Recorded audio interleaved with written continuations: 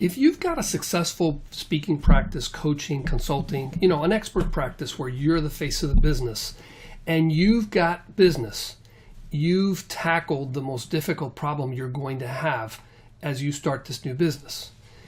Because as complicated as putting this information online sounds, getting the customer is by far the hardest thing. So if you have a formula for selling your services, for filling up your speaking calendar, for filling up as many coaching spots as you have, you've got a lot to work with. And don't underestimate how valuable that part is as you try to move from the offline to the online. Now, let me give you an example of something a speaker coach did, which got me hooked and sold me on what they had. I had a customer who knew I was looking for a coach, and she had a coach. So she invited me to an event. It was a dinner where this coach of hers was talking. And I got there earlier. I was able to meet her in person. We chatted a little bit, and she kind of, I liked her. There was something positive about that. So it wasn't like I met her and I didn't like her, which would have been a problem right off the top. And when she spoke in a small dinner kind of forum, everybody was sitting around these round tables. There were 30 to 40 people. She gave a very compelling story. And she wasn't a great speaker, and I stress that because it's not always the most elegant speaker that connects. She wasn't a bad speaker, but what connected with me was that she had overcome struggles that were very similar to the ones that I was experiencing as a business owner. And I was thinking, what? I can learn from this person.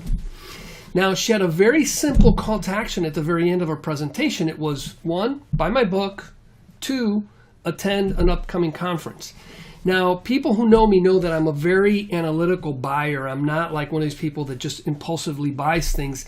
And so I'm going to do my homework. And I go, what? I'm going to spend $20. I'm going to buy her book and see if this person's for real. Because as good as she is as a speaker and as much as we connected, I want to know if there's something, there's some substance behind this. Now, what's interesting here is notice she got me to pay for her marketing. I paid $20, not because I thought that book was going to change my life, change my business, teach me something I didn't know from before. I bought it to learn more about her because I wasn't looking for a self-coaching goal-setting program, which is what her book was about. I was looking for a coach, and I was using the material that she provided me that I paid for to learn more about her. And you got to think about the material you either give away or ebooks, webinars, even paper books. You got to think of those as ways to not necessarily give people information that's very valuable, but as a way to position yourself as an expert. Now, I've got a lot of people that go to my YouTube channels or my blog, and they look for how-tos. So I record lessons on literally how to build a membership site from scratch. And if you look through my programs, you'll find articles and YouTube videos that show you everything you need to do to not only build a website, but to really build intricate features that I've recorded. And a lot of these things are things that I record to teach my team, but I record them in such a way that they become good content for people to review. Well, there are people that have become customers of mine because they went through some of my how-to information and realized, man, this is a lot more work than I had expected. And they go, I need to outsource this. And my how-to made it very clear to them that wasn't something they wanted to do. And if they were going to outsource it, well, who the heck are they going to outsource it to? They might as well outsource it to me because I'm the one that they've seen knows how to do what it is that they want to do. So as you're building content, ebooks, resources, videos, things that you'll use to attract your customers, don't hold back on the information you include there. I've had people come up and tell me, well, I don't want to give away my secret formula, my secret sauce. And in some cases, that might be the right thing. But I want to tell you that 9 times out of 10, or maybe even 98 out of 100 times, I err on the side of giving away too much information because, first of all, it showcases my expertise. It makes me look like the person who really knows what they're doing, so that if they do decide to make a buying decision, they're going to make it with me. And then the other thing is, you show how difficult doing it yourself would be. And honestly, when you're looking for new customers, think about it.